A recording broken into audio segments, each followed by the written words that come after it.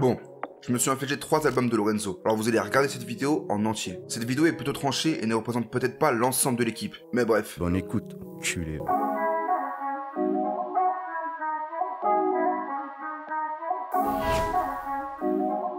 It's good. You can't beat him.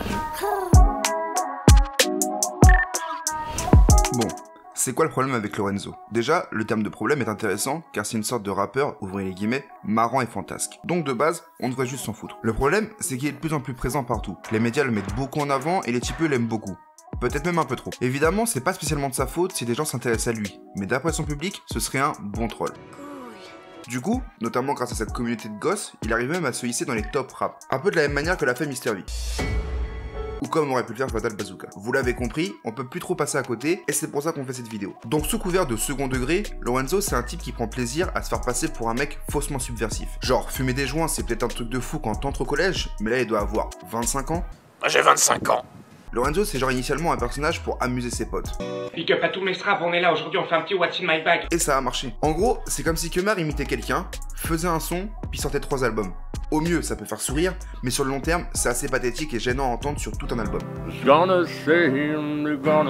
D'ailleurs, plus je le regarde, plus il me fait de la peine et je finis presque par avoir de la compassion pour lui. Son personnage sonne faux, et en plus de ça, ça se voit que son rôle est aux antipodes de sa vraie personnalité. Alpha One disait « Pense-toi si ton rappeur préféré elle reflète celui que tu as peur d'être. » Bah je pense que Lorenzo incarne la personnalité qu'il aurait aimé être. C'est-à-dire quelqu'un qui a plus confiance en lui, qui baisse plus et qui est plus accepté.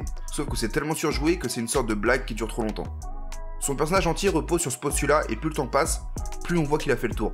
Il est obligé de continuer puisque ça vous amuse, un peu comme votre oncle qui met la peau du Babybel sur son nez.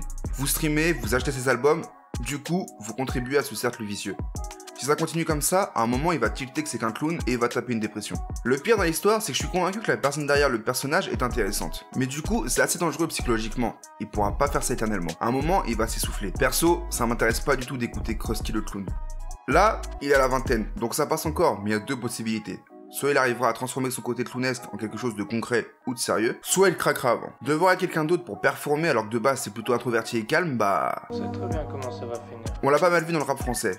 C'est assez malsain d'entretenir ça, vu qu'avant chaque rencontre, avant chaque interview, faut qu'il mette son costume de clown, même si ça rapporte. Par contre, s'il y a bien un truc qu'on peut pas lui reprocher, c'est le fait que ce soit très bien produit. Il a été assez malin sur ce point car il s'est vraiment entouré des producteurs du moment. Du coup, ses sons sonnent ultra modernes et bien réalisés. Des beatmakers comme Easy Lee, Sizi, Vladimir Cauchemar ou encore Junior à la prod ont dû l'aiguiller pour faire en sorte que ses morceaux soient efficaces. C'est d'ailleurs ce qui fait que ça plaît. Ils connaissent l'industrie et ils ont toutes les clés pour rendre les morceaux entraînants. Puis quand on écoute bien, on voit que d'un morceau à l'autre, le travail des beatmakers ne s'est pas limité à faire juste une prod. Mais sinon, il y a plusieurs détails qui m'ont un peu gêné. En tant que fan de rap, je sais bien que c'est normal que parfois certains trucs se répètent. Qu'est-ce que je pourrais dire qui a pas encore été dit? Mais parfois, c'est un peu suspect.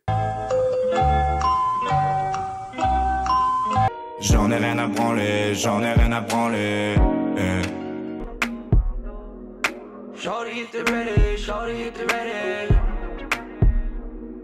Autre petite parenthèse, c'est toujours assez cringe et gênant d'entendre un mec qui s'appelle Jérémy qui sort d'un bac L utiliser le N-word et le mot peurette, même si c'est un personnage, second degré et toutes ces conneries. Des fois elle me laisse même le droit d'inviter tous mes négros. Même si c'est une blague, bah non wesh, t'es blanc, tu utilises pas ce mot, c'est tout.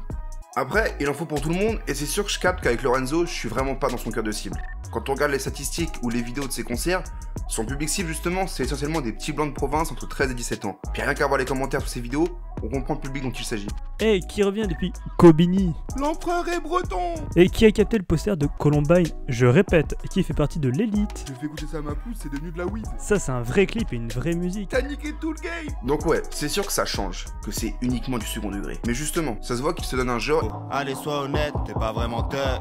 Je sais que t'es un gentil. Quand on arrive au moment où Caballero et Jean-Jacques ont plus de street cred que toi, c'est chaud. Mais à la rigueur, la street cred, on s'en bat un peu les couilles. Il y a aussi plein d'autres rappeurs qui mentent, qui rappent pas vraiment leur vie, et c'est pas le premier rappeur à le faire. Mais le problème, c'est qu'il est super gênant. On voit que c'est un Yankee qui se fait passer pour un dealer, mais qui sur Terre lui a déjà acheté de la bœuf à Jérémy? Wesh en scratch, je suis adorable. Donc ouais, c'est léger, mais si vous aimez bien, tant mieux. Il y a pas longtemps, j'ai même entendu la phrase. Enfin, moi, Lorenzo, en soirée, ça me dérange pas. Hein. À l'ancienne, on entendait la même phrase de la part des auditeurs de Jul.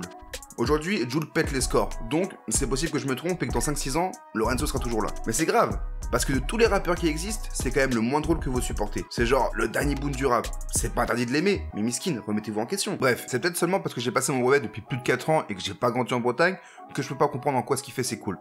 Mais pour conclure, si vous êtes fan de Lorenzo, logiquement vous pourrez pas avoir cette vidéo puisque vous avez même pas l'âge d'avoir un compte YouTube.